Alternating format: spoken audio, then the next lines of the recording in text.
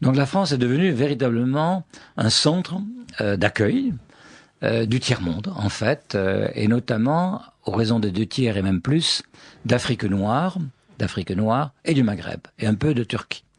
Alors l'Afrique noire, ce qui est amusant dans les récentes émeutes, enfin amusant, c'est un terme peut-être qui n'est pas tout à fait approprié, on a brusquement découvert l'énorme présence noire au sein de la population immigrée, ce qu'on avait toujours tendance à nier.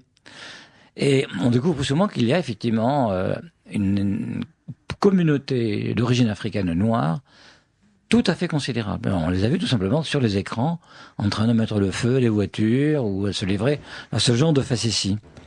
Et pour ma part, dans un colloque qui avait eu lieu à 5 ans, nous avions déjà soulevé ce lièvre. Nous avons, dans un colloque qui s'intitulait « Où va l'Afrique noire ?», dit qu'il y avait là un problème tout à fait considérable et qu'il fallait par conséquent s'en préoccuper. Bien entendu, la presse, comme d'habitude, n'a fait aucun écho à ce que nous avions écrit, parce que des actes ont été publiés. Mais ça, c'est la France. Quand on sort des problèmes, et puis après, 5 ans après, 6 ans après, 10 ans après, ils sortent de terre quand, souvent, c'est très tard. Sinon, trop tard. Comment voulez-vous construire des politiques intelligentes et adaptées si vous ne connaissez pas la population à laquelle elle doit s'adapter? C'est aberrant. Quand on fait des politiques agricoles, on sait combien il y a de poulets, ou combien il y a de veaux, ou combien de lapins, et on le sait à l'unité près. Mais dans ce beau pays, pour ce qui concerne les hommes, on ne sait pas. Et on ne veut pas savoir. Donc je crois que de ce côté-là, il y a une véritable révolution mentale. Il faut renverser ces barrières et savoir qui est d'origine africaine ou maghrébine. Ça ne veut pas dire qu'on les respectera moins. C'est jeunes ou c'est moins jeunes, quelle que soit l'origine, au contraire. Le modèle français est mort. Le modèle anglais est mort. Le modèle néerlandais est mort. Alors il faut inventer quelque chose de nouveau. Oui, parce que comment est-ce que, à travers les siècles, on a intégré des populations étrangères? Il y a 3 façons. Vous le savez aussi bien que moi.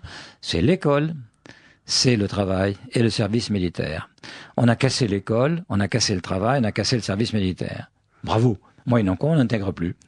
Ce que je veux dire, c'est que une population, enfin un jeune homme, prenons un jeune homme ou une jeune fille, les jeunes filles s'intègrent plus facilement, qui viennent du Mali ou du Congo. Ils parlent mal ou peu français.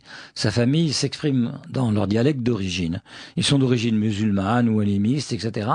Ils arrivent en France, ils vivent dans ces fameux ghettos. Ils voient la télévision où ils ne prennent pas un français qui soit vraiment celui de Monsieur Malzerbe. Hein, et arrivé à 18 ans, il va s'intégrer comme informaticien dans une entreprise d'informatique, ou il va devenir expert comptable, ou chirurgien. C'est une plaisanterie.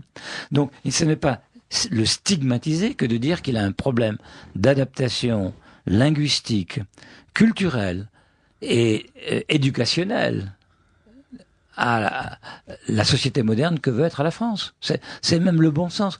Ce qui me choque dans ce travers que je dénonçais tout à l'heure, c'est ce refus de voir que dans la vie, dans la population, il y a des différences. Ce n'est pas les stigmatiser que de dire à un Malien qu'il est pas de couleur blanche, il est noir. Bon, c'est parfaitement respectable d'être noir, mais il n'est pas blanc. Bon, ce n'est pas le stigmatiser que de lui dire qu'il ne parle pas français comme vous et moi.